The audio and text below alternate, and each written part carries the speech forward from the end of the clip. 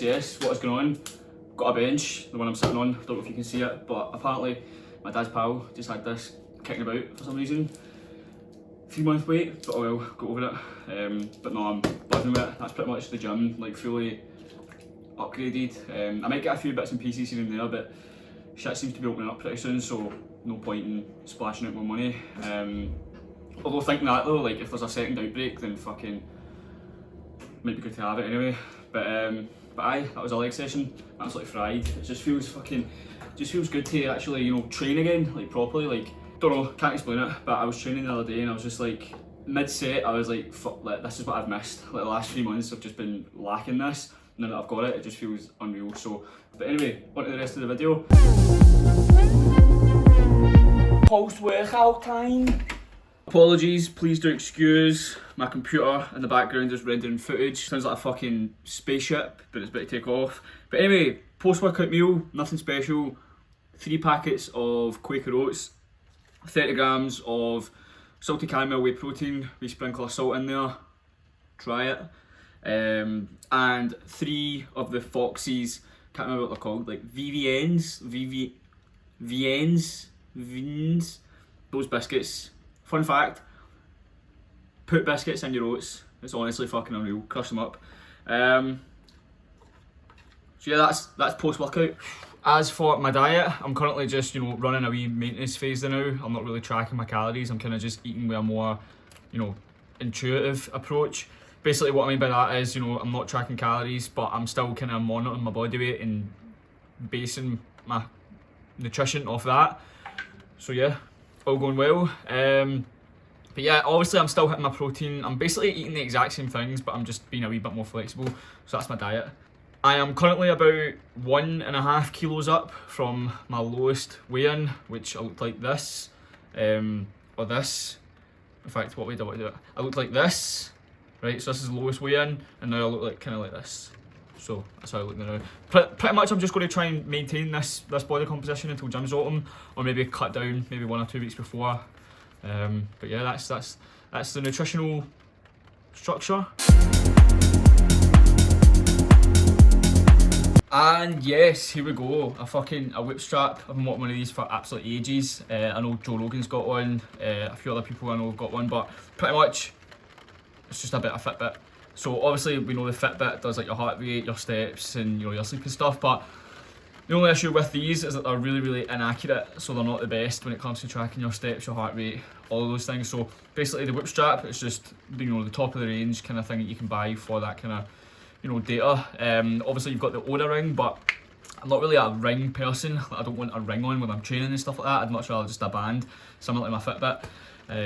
So yeah, that's the whip strap. Defo recommend if you're wanting to like kind of up your, you know, performance recovery game basically. But yeah, buzzing.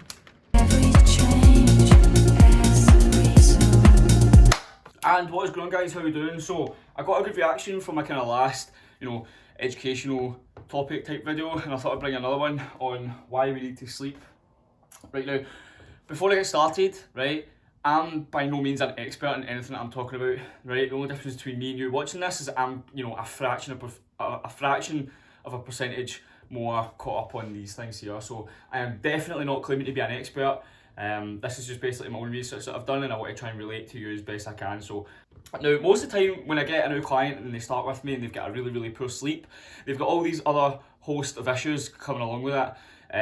You know, obviously, you know, they might be a wee bit too overweight. They might not be able to stick to a training plan or diet plan. They might have cravings. They might, you know, they might just feel shit day to day.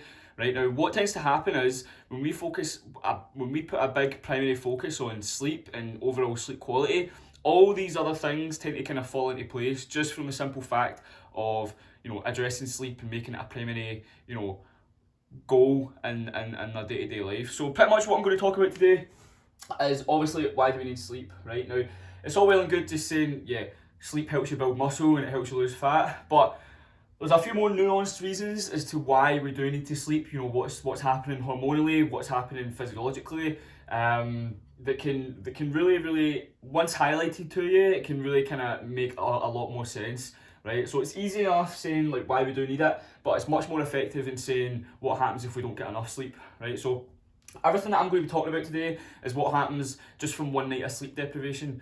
Right, now what I mean by sleep deprivation is I don't mean like, you know, 3 to 5 days of like no sleep, right? Sleep deprivation is classified as one night of 6 hours or less, right? That's right, 6 hours or less sleep. So if you fall into that crowd that you kind of the no sleep gang or whatever, and you don't get enough sleep, you're definitely chronically undersleeping, and you probably will experience a lot of these issues that I'm talking about here. So buckle up, it's going to be a really good one. It should be quite interesting. And yeah, let's get straight into it. So first of all, pretty much we're going to talk about what happens in the brain, right? Now in the brain, your brain has like a central hub, basically, right? It's called the prefrontal cortex, right? Now what the prefrontal cortex's role is it's everything to do with like decision making and plan making and, you know, social skills and, you know, your overall mood and stuff like that throughout the day. Now, what we know that can happen just from one night of sleep deprivation is a severe dysfunction in that area, right? So one night of sleep deprivation, you're going to be, we all know, right, you wake up and you feel shit, right? You don't feel yourself, right? I mean, I know that when I get a lack of sleep, you know, it sometimes kind of feels like a hangover. So similar to that, right, your decision making is going to be impaired, your mood's going to be, you know, not that great, your attention to detail is just going to be, you know, not as great. And just your overall day-to-day thinking is going to be, you know, impaired. Obviously the brain, that's a huge area.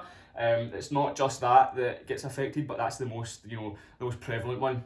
So next up I want to talk about natural killer cells, right? Now natural killer cells, they basically act as like a kind of cleanup crew around your blood system, right? And what their job is to do is to go around your blood system during the night and kind of, you know, identify and, you know, attack any potential cancerous or tumorous cells, right? Now of course, one night of sleep deprivation can down-regulate these killer cells by up to 70%, right? So quite literally, you're increasing your cancer risk by 70% due to chronic sleep deprivation. Now that's just one night, right? And that can down-regulate them by 70%. So can you imagine, you know, an individual who undersleeps chronically, you know, over a period of years, right? So you're really putting yourself at great risk just by undersleeping. Next up, we're going to talk about the metabolism, right? Now, long story short, when you eat carbs, that gets digested and it turns into glucose, and that glucose is around your bloodstream ready to get used for energy, right? Now, what happens when you undersleep is that you actually become insulin resistant. Now, basically what that means is that the cells in your fat and your muscles and your liver aren't that used to insulin and they don't respond to insulin that well, meaning that you cannot put those carbohydrates in your blood system to good use, so you won't be able to make the most out of your nutrients, and you won't be able to put them towards, you know, you won't be able to put them towards the energy that you need for a really hard workout, right? And not only that, but I'm going to directly quote Eugene Theo here, but one night of sleep deprivation can pretty much give you the blood glucose management, so like the sugar tolerance of a type 2 diabetic, right? And that's just one night of undersleeping.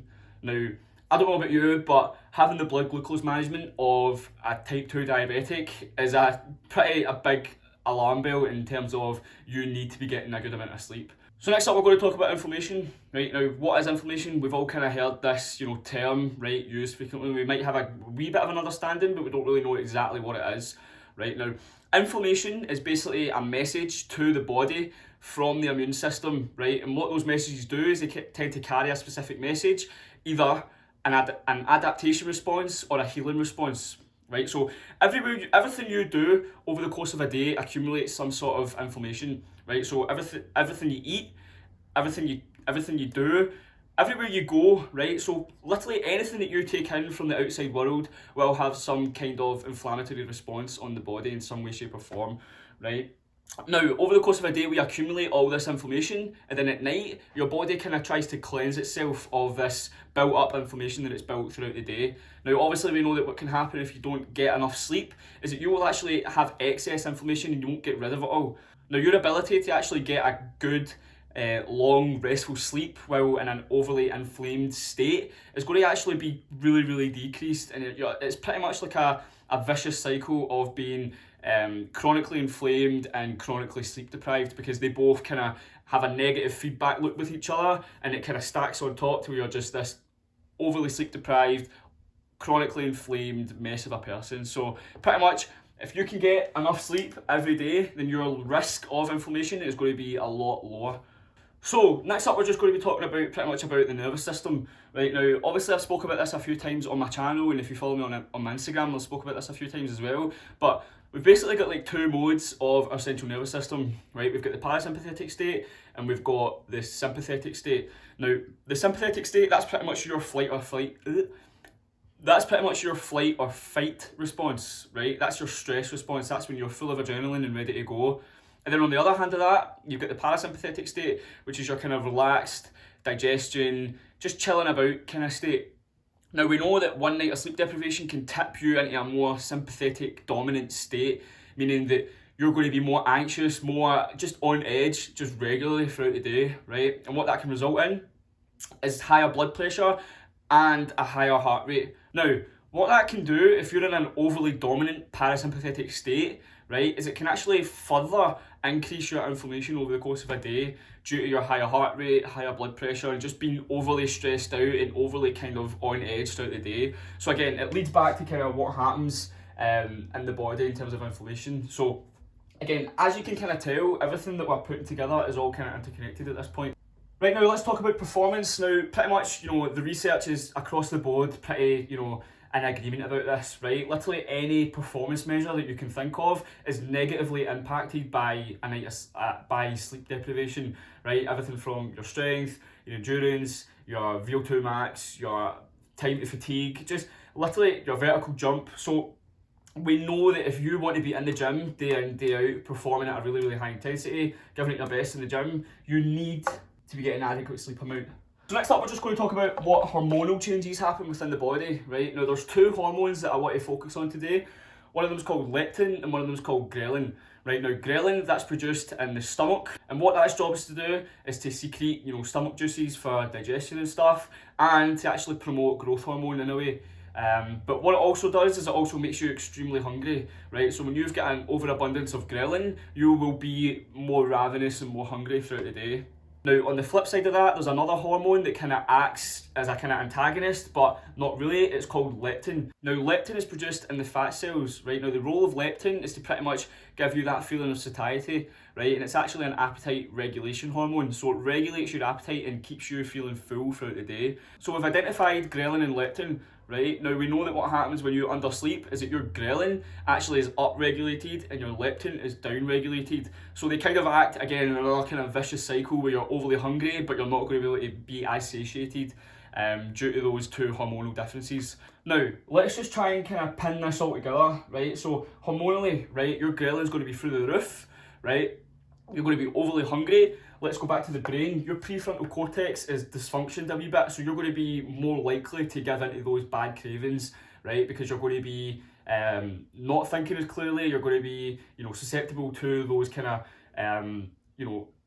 craving type attitudes where, right, your ghrelin's through the roof, and you're probably most likely going to give into those cravings. Okay, well, let's say you've indulged in some cravings, right? You've ate some shitty food, quote unquote, right? Well, at least you can try and put those nutrients towards your workout and get a good workout in. Well, false, because you're going to be more insulin resistant, meaning that your body isn't going to handle those carbohydrates well, and it's not going to use them to the most benefit that they'll provide in terms of your workout and stuff, right? And of course your performance is going to be decreased, right? And we know that if we're in a dieting phase and we want to retain as much muscle as possible, we need to be on top of our performance day to day in our training plan. And if your inability to even, you know, train maximally, then that's going to result in a loss of muscle, right? So again, all these things, they totally combine with each other and they're just totally all interconnected. So with all this in mind, we pretty much know that if you're undersleeping, you're fighting a really, really big uphill battle with yourself, right? Now, sleep is pretty much the best tool that we've got in regulating all these factors and making sure that everything's running as it should be, right? Now, this goes beyond just fitness and bodybuilding and whatever. This is, you know, day-to-day life that we're talking about, right? So if you can nail your sleep, you're pretty much just going to fly through any fitness goals that you've got, right? So that's why me and all my clients put on a big emphasis on sleep, and we really, really do track it and measure it and stuff like that. Now, we spoke about what happens if you're sleep deprived, right? If you want to try and improve your sleep, I've got plenty of posts on Instagram. I've got a wee highlight section where it will link you to, you know, ways that you can improve your sleep. So please do check them out if you want. But yeah, I just thought I'd make this video just to pretty much highlight the importance of getting enough sleep, right? Because like I said, it's much more effective in telling you what happens if you undersleep than telling you just why you need to sleep, right? So that's pretty much all I've got to say for this one.